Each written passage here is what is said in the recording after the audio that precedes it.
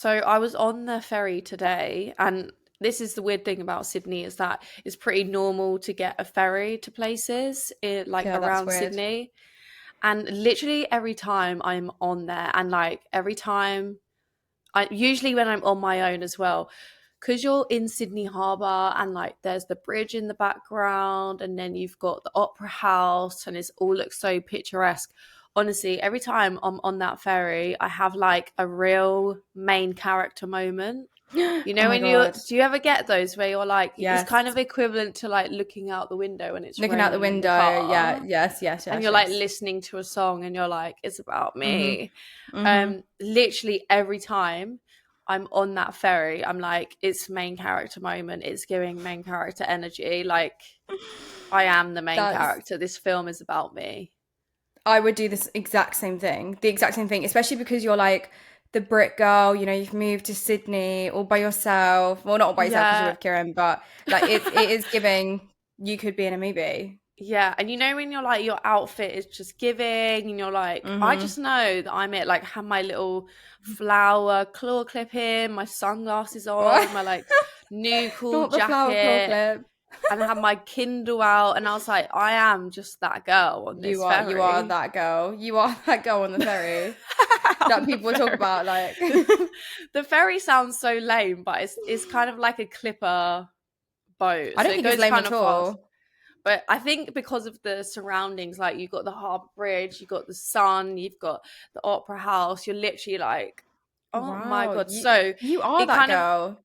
yeah, And I like know, you're too I cool to am that even look girl. at the view. You're reading your Kindle. Well, no, exactly. This was the other thing. I was like, look, I've been here so many times, like all you tourists who are like, wow, look at the view, and I'm just like looking at my Kindle, like Yeah, like I don't care. Getting the I ferry is an don't everyday care. occurrence to me. Like, This is literally how I felt. So it kind of prompted that's me so funny. today on today's episode to think like, what scenarios? I mean, I can kind of probably think of one for you anyway, but what scenarios have you like had where you're like, it's giving main character energy, like I am the main character? Oh my God, that's a good question. Like, have I had any of those moments?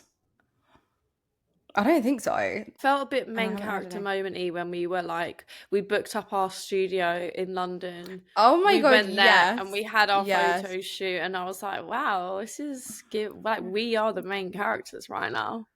We should give the listeners some context, but our new logo, you guys have probably all seen it by now. We told you about it on episode 1, but Yeah. when Taz was back in the UK, we met and we went to we rented out one of those content like rooms, which I just think are the coolest things ever. It's basically like a room you rent out in London, and it's just one of those like beige, boring aesthetic rooms where you can take Mm, pictures. But we literally just needed a white background. But yeah, yeah. I was like, wow, like when mum, we I went in have there and we were made stood in it. front of the dressing room and like we were both in our white tops and like And the the all the lighting studio and the tripod. lights, Yeah. literally, yeah. Yeah, maybe I that was like wonder our duo main a character duo that moment. girl moment. Yeah. I love this for us. But obviously, if you're listening and you're like, wait, I had a main character moment, please let us know in the comments or like Tell DM us. us. And I think that really ties in with like the slogan of this series, which is one slay after another. So, on the topic of that, let's get into today's episode. And Liv will be running the science show today. So,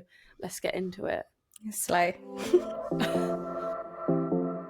Welcome to the So Cultured podcast, Where we explore science and tech unfiltered. we're your hosts, Liv and Taz, two girls who love STEM and spilling the tea. Each season, we take on a new theme, whether it's busting conspiracy theories, celebrating women in STEM, or breaking down the science in your favourite sci-fi films. And of course, in every episode, we spill the laboratory, where we share your wildest stories from the world of science. Let's get into this week's episode of So Cultured. It started with a glow, a soft, ghostly shimmer that clung to the skin of teenage girls as they walked home from work at nights. Their dresses sparkled, their hair lit up in the dark, and they were known as the Ghost Girls. But they were utterly unaware that their bodies were ticking time bombs. In the 1910s and 20s, hundreds of young women were hired to paint watch dials with a brand new invention: glow-in-the-dark paint made from radium. They were told it was Mm. safe, even healthy. So they twirled the brushes between their lips day after day, ingesting trace amounts of radioactive material with every stroke. What followed was one of the most horrifying workplace scandals in scientific history. Jawbones crumbled, spines collapsed, tumors grew, and the women who dared to speak up were silenced, discredited, and blamed for their own suffering. Sorry, did you just say jaws crumbling? Jaws crumbling. Oh my god, I don't think I'm ready for this, to be honest. Taz, honestly, strap in because this is one of those stories where the science is fascinating and horrifying in equal measure. So, this week's story begins with two scientists that you've probably heard of, Marie and Pierre Curie. They were pioneers in the field of radioactivity, and they had spent their careers isolating and studying elements that emitted strange invisible rays until 1898 when they discovered something extraordinary. A new element buried deep within pitch blende ore. An element that glowed faintly in the dark and gave off a powerful type of radiation. And they named it radium. Isolating just a fraction of a gram required processing literal tons of rock, but when they finally held it in their hands, or, well, more accurately, in a small kind of glass vial, it was breathtaking. Marie would sometimes carry it in her pocket just to admire the soft glow that it gave off in the dark, but what they didn't know was just how dangerous that glow really was.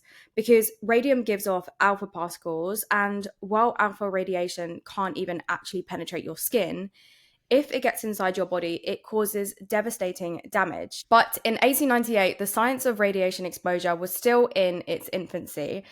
It did, however, quickly become a scientific marvel. So, in medicine, it was used to shrink tumors and treat cancer. And hospitals and research labs around the world began experimenting with controlled doses of radium.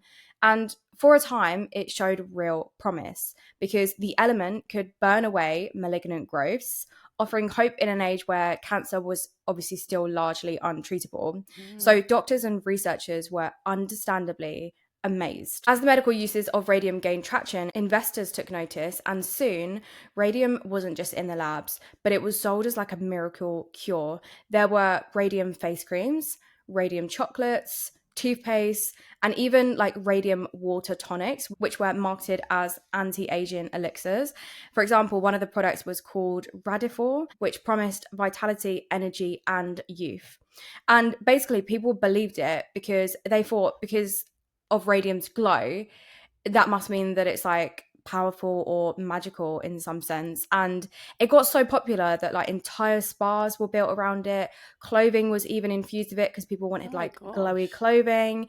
And entrepreneurs literally added it to everything from butter to cigarettes because people just believed that it was like this magical thing. And it's giving Shrek. I don't know why, but it reminds me of Shrek. You know, when they go to the potion room, do you remember that part of Shrek? Yeah, They're yeah, trying to yeah, get like yeah, the yeah. happily ever after. It just reminds me of that. It's giving Shrek. For me, it's giving matcha. Oh my Like god, matcha yes. was this like unknown, not unknown thing, but like globally Not this many people drink unknown it. thing. And now it's like you've got matcha drinks, you've got matcha based skincare, you've Matcha got like keyboards. matcha keyboards as we discussed in last week's episode. Like, why is it everywhere? I feel like people just find a fad and run with it. So I'm actually not surprised that they were like, wow, radium, like let's put it in everything. It's Yeah, crazy. literally. And like some of the like wealthiest people, like the richest people in America, they were literally drinking it like it was water. And there was this one What? millionaire, and his name was Eben Byers, and he drank so much of it that his jaw literally fell off. And look, we'll get more to that later on in the episode. And What? that same decade, a man named William Hammer bought radium crystals from Paris to the US, and he created luminous paint by mixing them with zinc sulfide and glue.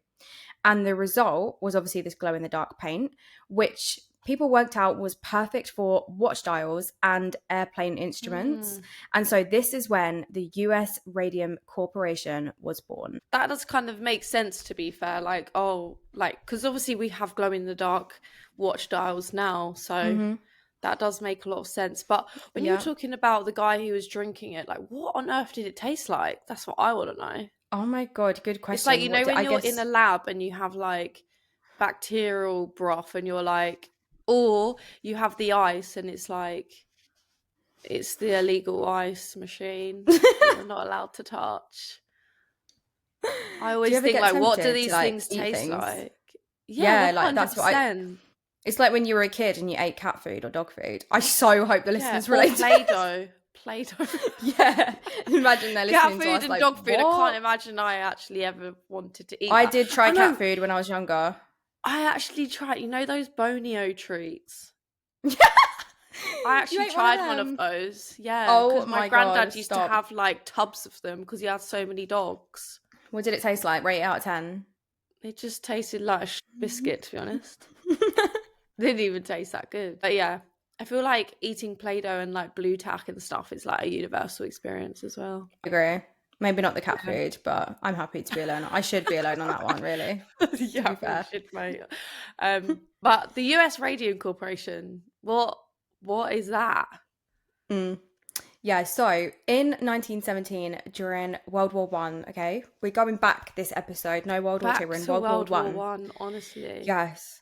The US Army issued contracts for glow in the dark wristwatches to be given to like all the soldiers so that they could see the time in like Mm, obviously the dark trenches, which makes sense, right? yeah. And the US Radium Corporation opened a factory in Orange, New Jersey, and they began hiring young women, mostly teens, to actually hand paint the numbers using this new Mm, cool luminous paint. And this job was actually considered like an elite job because the women were paid by the piece. And so some of them earned like triple what they would make in other jobs. Now they worked in open, airy studios surrounded by trays of black dials with white numerals, mixing their own paint. And obviously they'd just be chatting away while they worked.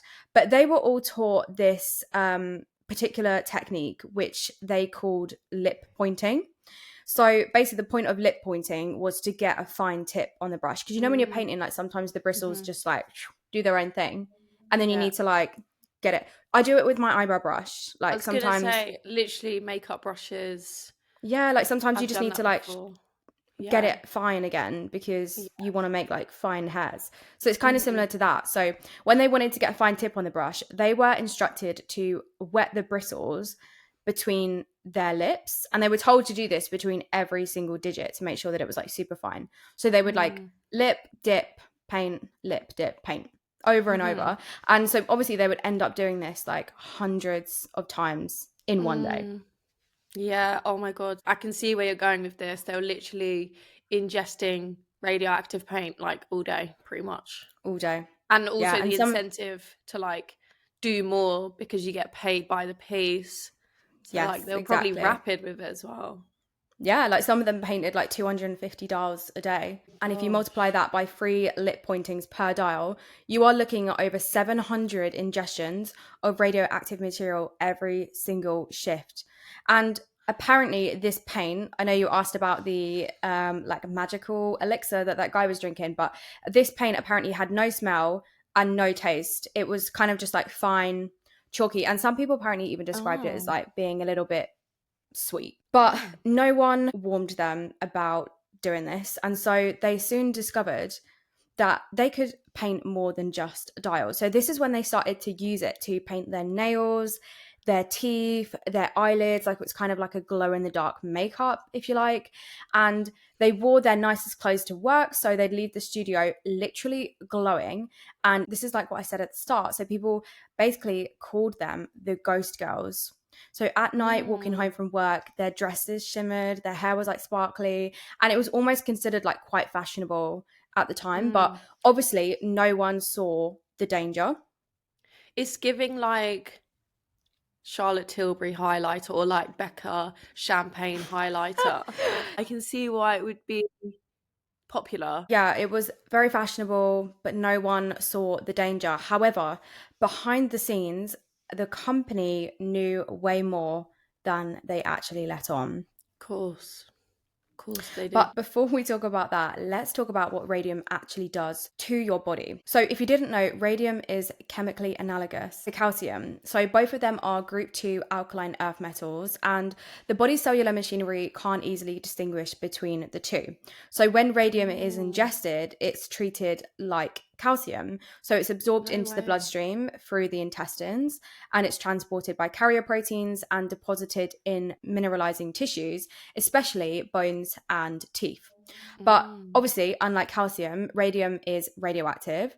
And most commonly, it decays by emitting alpha particles, which are large positively charged particles made of two protons and two neutrons. Now, these particles can't travel far. They can be blocked by something as thin as paper or even like the outer layers of your skin. But once they're inside the body, it is a different story, like I said earlier. Mm. So, alpha particles release a massive amount of ionizing energy in a very short distance. And this means that when radium is embedded in bone tissue, the alpha particles blast surrounding cells with intense localized radiation, which leads to DNA damage with every emission, which ultimately leads to double strand breaks in DNA, a lot of point mutations, chromosomal instability, and disruption of cellular signaling. And the result is a literal ticking biological bomb inside your skeleton. Now, Mm. over time, this chronic radiation exposure wreaks havoc on bone marrow, reducing red blood cell production, which causes anemia. It impairs the immune system by destroying white blood cells, and it promotes the uncontrolled cell division that leads to cancer, particularly bone sarcomas. Mm. And the worst part is that radium has a half life of around 1600 years, which means it takes 16 centuries for half of the radioactive atoms to decay.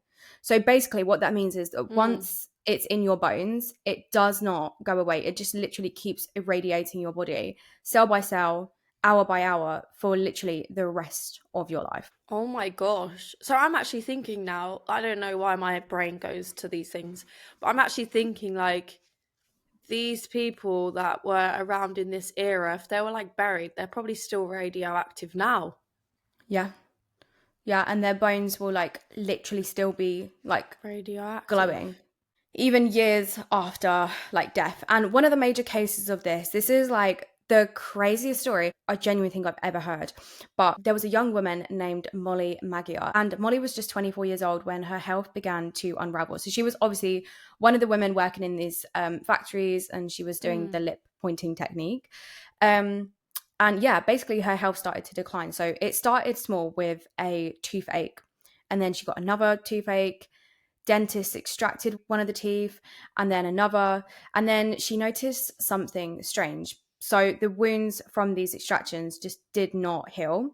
Instead, her gums ended up turning grey, and her breath started to smell like sickly sweet, like almost like rotten fruit. And Gosh. then her jawbone literally began to disintegrate. So one day during a dental visit, the dentist placed his fingers. And if you don't like dentists, maybe you need to skip I forward hate 30 seconds. dentists. Taz, you cannot skip forward. You're I'm here. You stuck. cannot go anywhere. You cannot go anywhere. If any of the listeners feel like staying in solidarity with Taz, please do. But Oh. the dentist placed his fingers on either side of her upper jaw because he just wanted to look at the swelling. He was like, what is the swelling going on? I need to get in Oh there and have a little no. look. Oh my So god. he grabs it, and with the lightest pressure, her entire jaw detached. He literally removed her jaw by hand.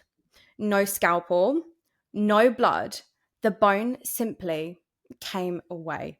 Oh, I'm getting the That shivers is just thinking about it. disgusting. I've got like tears in my eyes because Yeah, that is like I'm horrible. That's No, something it's like literally, literally out of a horror movie I know. I'm coming just like, away. Ugh. how do you continue with life after that? Do you know what I mean? Like, what are Also, you? it's like, do you ever get those dreams where your teeth are falling out? No, but they're quite common, aren't they? And I actually learnt about them, because I think Yeah. that's quite a common dream that people like dream about their teeth falling out, and it's supposed to be that blanket time of, oh, lack of control. Yeah, That's it's apparently like, why you dream about it that. is traumatizing, like the dreams. I couldn't even imagine it in real life. Yeah, it's Jesus. literally crazy. But That wasn't even the worst of it because the rot continued down her throat, into her ears. She had like abscesses forming on her legs. Oh So my obviously the gosh. pain was like constant, and every attempt at surgery just revealed more decay, more bone literally crumbling to dust. It literally gives me shivers because her body was quite literally falling apart from the inside. And unfortunately, she died in September 1922, and her official cause of death was syphilis. A diagnosis made with literally What? zero evidence, and it was likely fabricated by the company's aligned doctors to protect US Radium's reputation. My God. I love how they're like, let's not just say she died of pneumonia or, I don't know, something that was common cause of illness. Let's say she died of syphilis, which is literally an Syphilis, STI.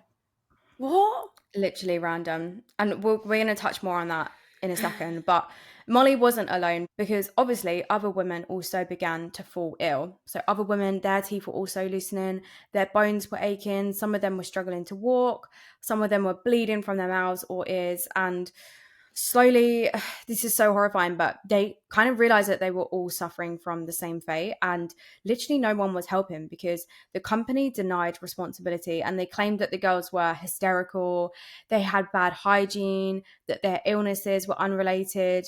But the girls, they knew, and they began to fight back. I'm not even surprised, honestly, because I feel like corporations are very much like, well, we need to protect ourselves.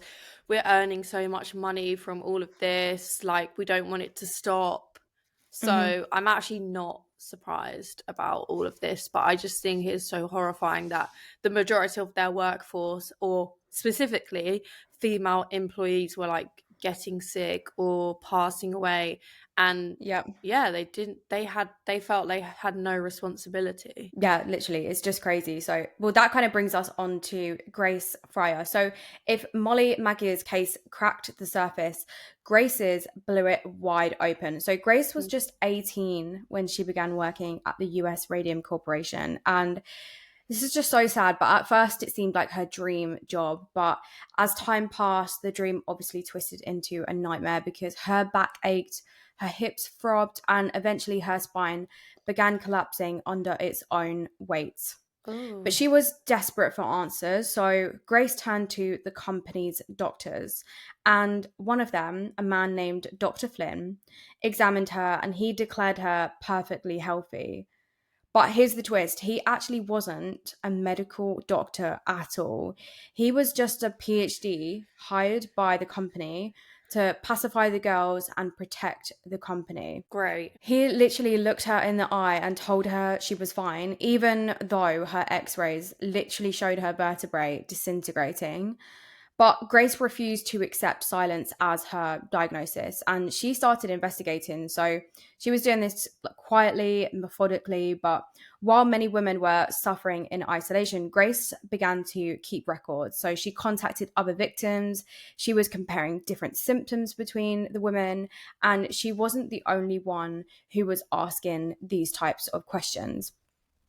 And the craziest part about all of this is that the real turning point came when a man, Dr. Edwin E. Lemon, a scientist who had been exposed to radium in a lab, died of radiation poisoning.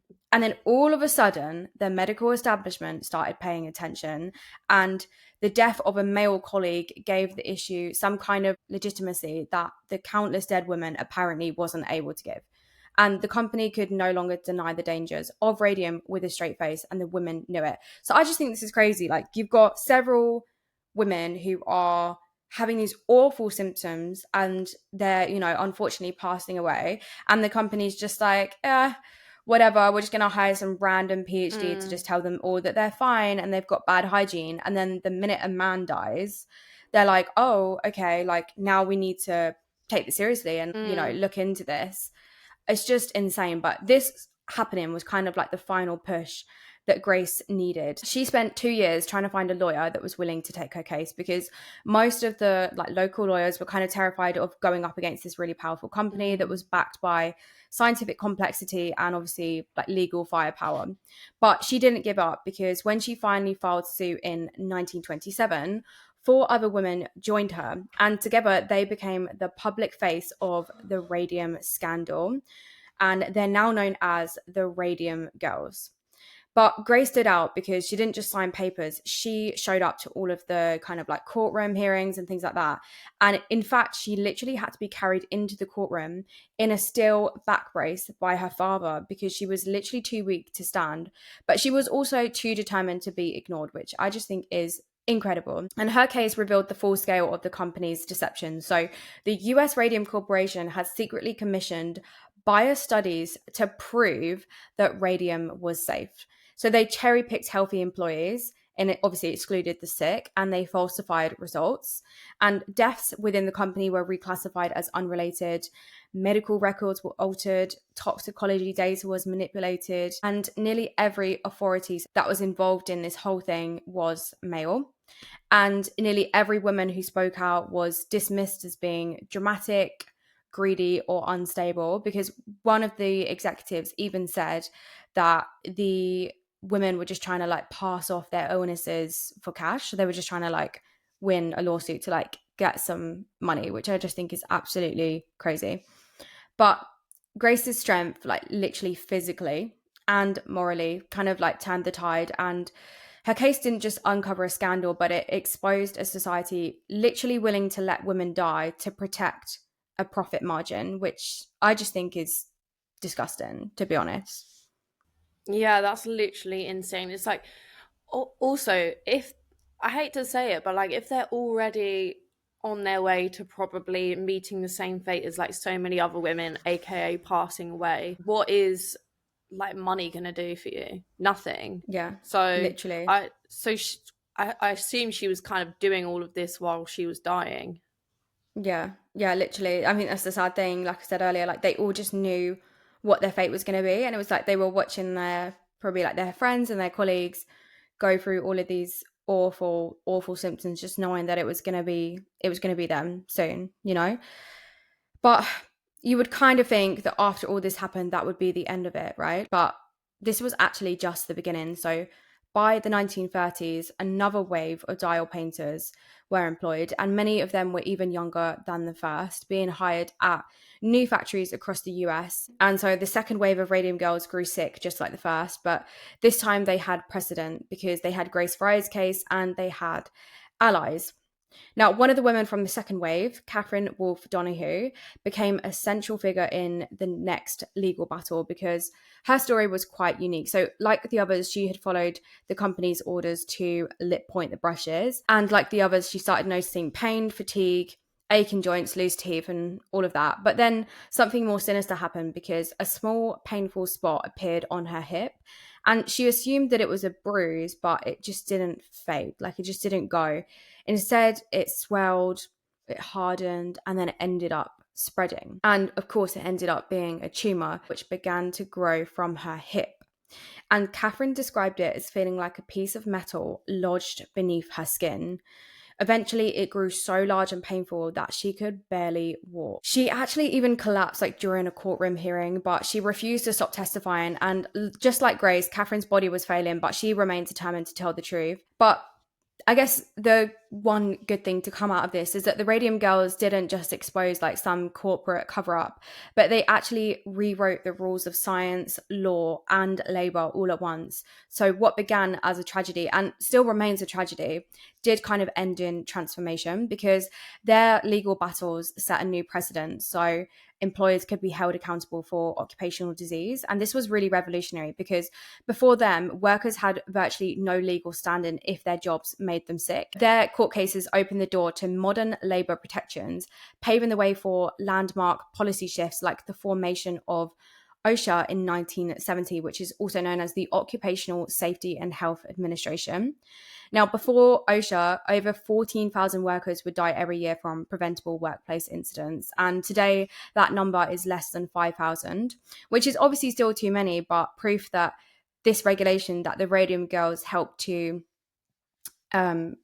formulate obviously saves so many lives. And I just think that's nice because their legacy isn't just legal, but it's also like deeply scientific. And the glowing bones of the Radium Girls, literally luminescent in the dark because of this radioactive decay, were studied for decades by the Atomic Energy Commission and other researchers. And many of the bodies were exhumed, often without proper consent, and autopsied to determine the extent of radiation damage. So, through this came knowledge that the Radium Girls remains, as morbid as it sounds, become critical to understanding how radiation moves through the body, how it binds to bone, and how it causes cancer at the cellular level. So the Radium Girls also change medical ethics, and their case kind of fueled the push for informed consent in research. And it also exposed the dangers of corporate funded science that bypasses peer review or transparency, which arguably still is like a big problem. Mm. But they weren't just victims, they were catalysts and kind of like heroes who, although they suffered a lot, their suffering kind of gave birth to safer science, which I feel like is, as I said, still a horrible story, but Mm. I think it's a nice transformation that they initiate. Yeah, that's so interesting. I think we don't. I had heard about the Radium Girls, but I definitely didn't know the impact, like the subsequent impact they had on like safety protocols in science. And I think that's what this series is so good for, is outlining the impacts that all of these women had. Thank you so much for that, Liv. Like, I definitely learned something today, and I feel like a lot of these episodes are underpinned by an element of sadness, because like there 100%. is always kind of like some tragic element to it, but at least there was like a positive outcome from it. So thank you so much for Hmm. this, Liv. But now I guess we can twist and maybe have a bit more of like a positive ending to the episode as we go on to our laboratory, which today is a very juicy story. So Wow. let's get into it. Let's get into it. But I'm worth it, 'cause I'll slip into your dreams tonight. Oh, so give me your heart.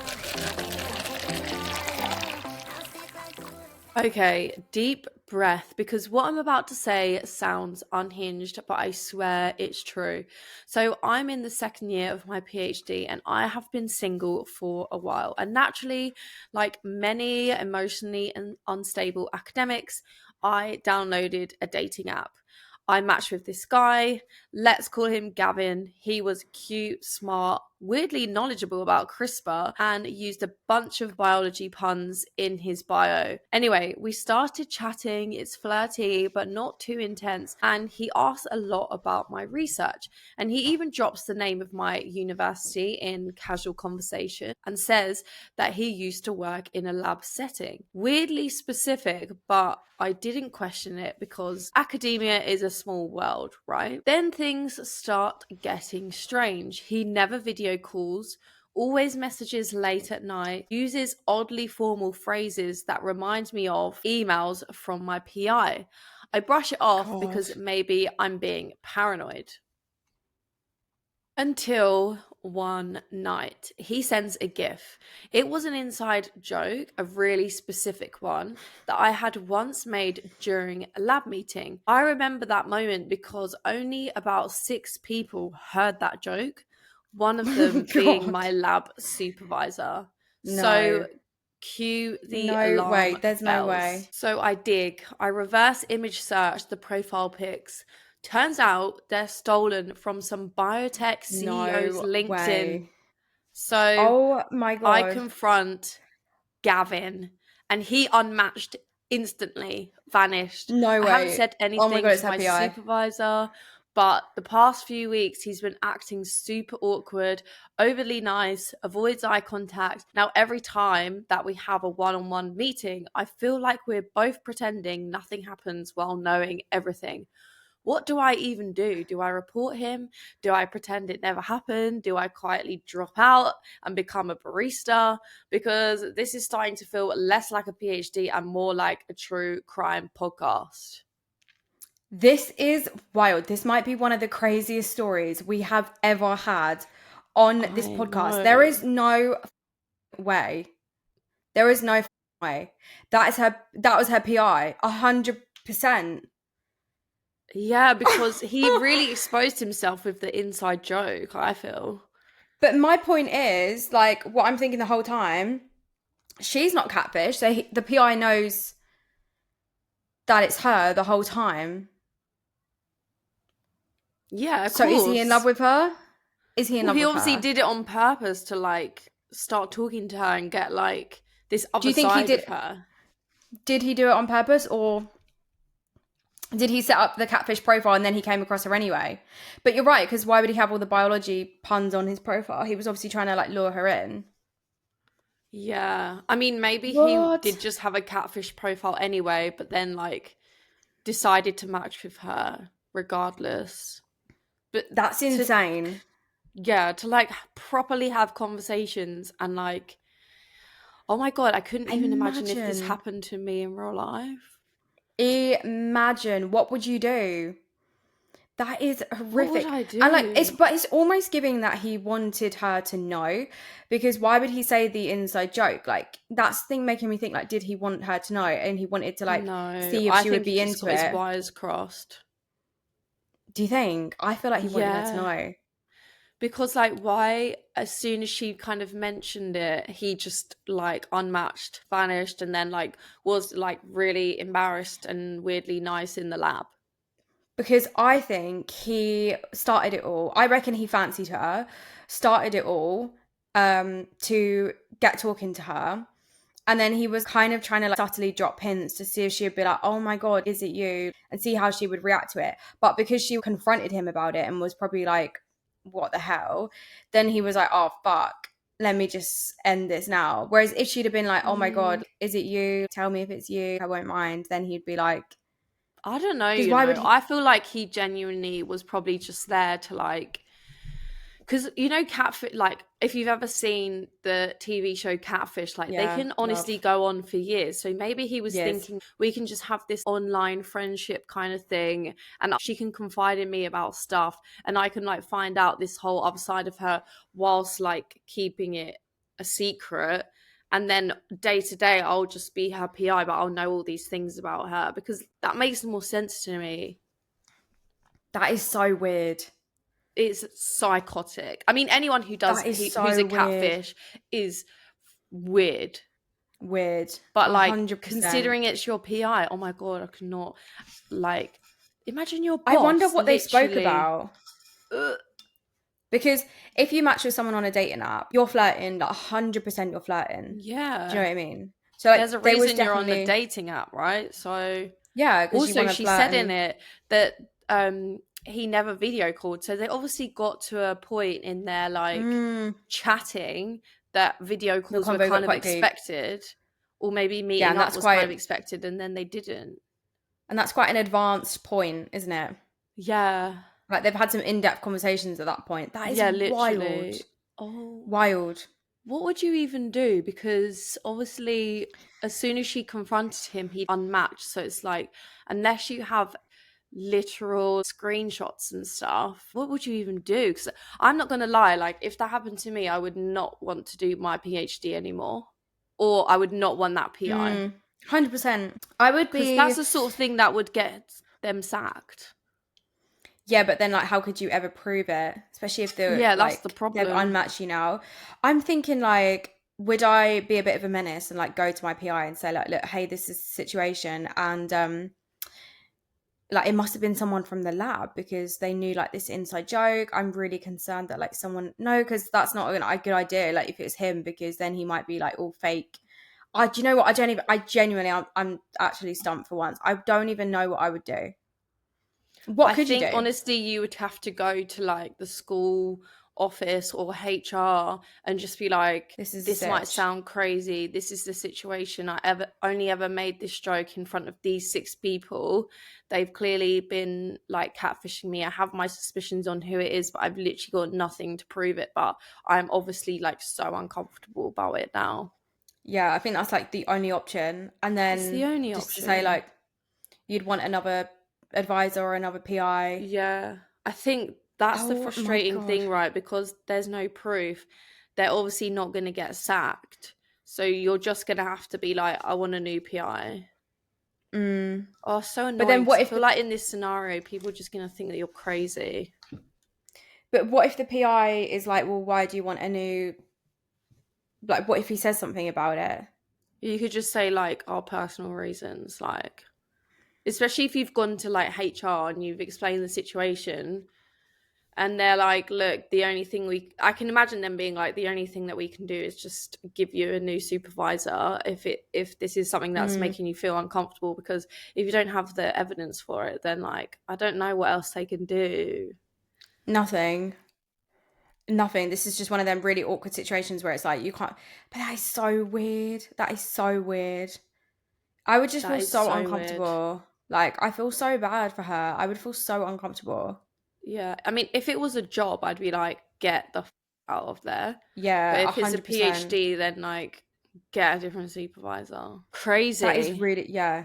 I think that is one of the craziest stories we have ever heard. Like, I am lost. I am speechless, if you can't tell. But honestly, please let us know like the outcome of this, what you eventually do, because you should definitely just not let this slide, because that is something that would make me feel so uncomfortable. So So please do uncomfortable. something about it. You don't deserve that. And like, please let us know if you're comfortable, like what happened next, Yeah. because we always get these laboratory and then we usually give off some advice or like discuss it, and then we don't usually know the outcome. So like, this Outcome. one is absolutely wild. So I would absolutely love to know like what happened next, like, and if you feel 100%. comfortable doing something about it, like please do, basically. But yeah, if you've got a story like this, or not even like this, but we discuss Yeah, literally everything, literally. we always leave the laboratory link. It's always anonymous, so if you've got a story that you would like us to discuss, or if you've got a question or you want advice, then please use the link. We will try our best to get to it. But yeah, that pretty much wraps up this episode. My gosh, we're halfway through the season already. What the Halfway hell? What through. is It's happening? What crazy. is happening? Crazy. But don't be sad because we still have another 4 episodes to go. With that being said, we will see you back here Wednesday, 10 a.m. UK time for episode 5 of Overlooked. So see you guys next week. Bye, everyone. Bye.